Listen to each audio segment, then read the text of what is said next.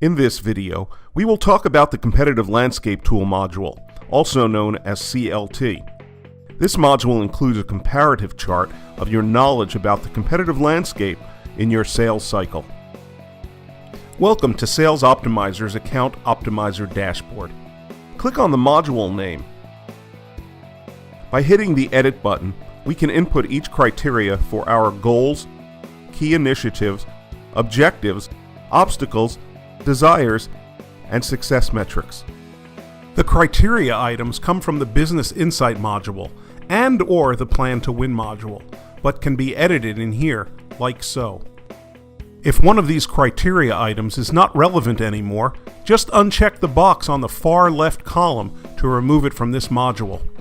After the criteria has been input, we can define the weight of this specific criteria, the rating for it based on a numerical value defined on configuration. Further down the table, you can see a total score and the relative percentage of that value. This way, you can rank yourself versus your competition.